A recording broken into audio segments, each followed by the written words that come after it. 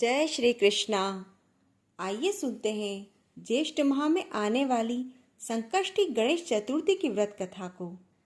एक दिन की बात है, माता पार्वती ने गणपति जी से पूछा, हे पुत्र, ज्येष्ठ माह के कृष्ण पक्ष को आने वाली चतुर्थी को किस नाम से जाना जाता है?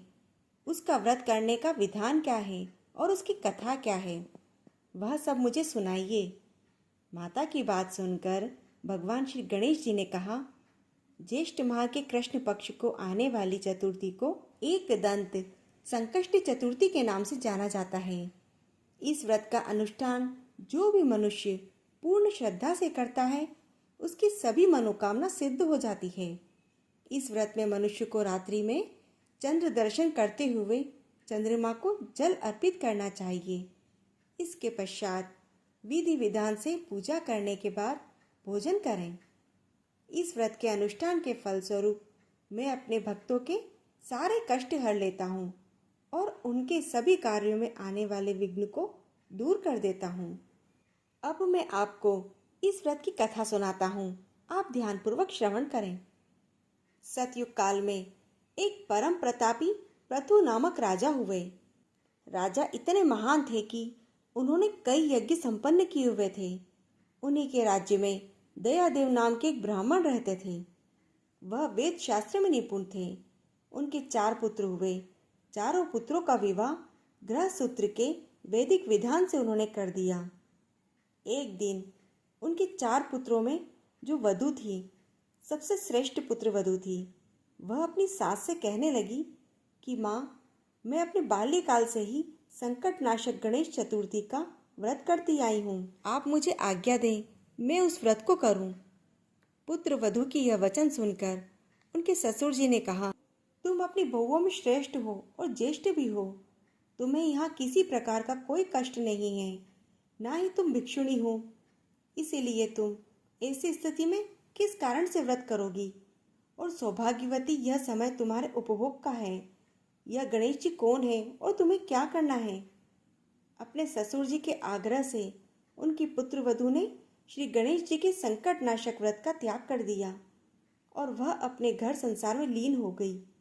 कुछ समय के पश्चात उनकी ज्येष्ठ बहू गर्भिणी हुई और 9वें महीने में उन्हें पुत्र रत्न की प्राप्ति हुई।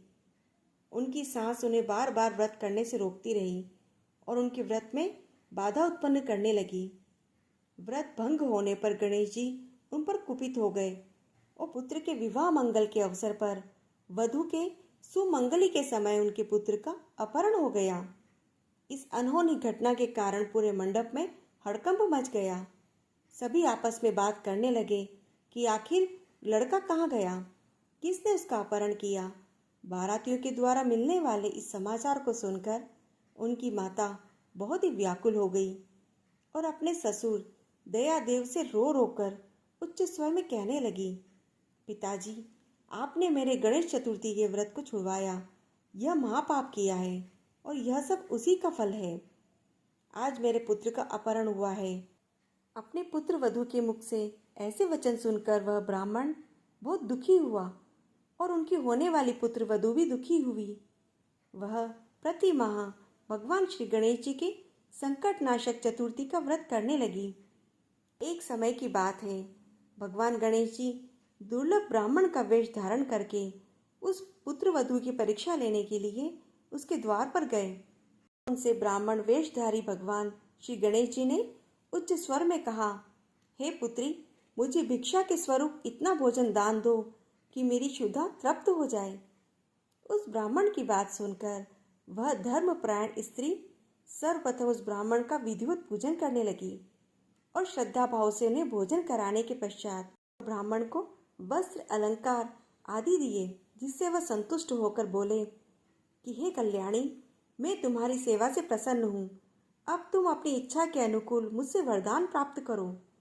मैं ब्राह्मण वेशधारी गणेश हूँ और तुम्हारी परीक्षा लेने के लिए आया हूँ। ब्राह्मण की बात सुनकर वह कन्या नतमस्तक होकर उनसे निवेदन करने लगी, हे विघ्नेश्वर, यदि आप मेरी सेवा से प्रसन्न हैं तो मुझे मेरे पति के दर्शन करवा दीजिए। कन्या की ऐसी दीन याचना सुनकर गणपति जी ने कहा, हे मधुर भाषिनी, जैसा तुम चाहती हो वैसा ही होगा। तुम्हारा पति तुम्हें अवश्य मिलेगा।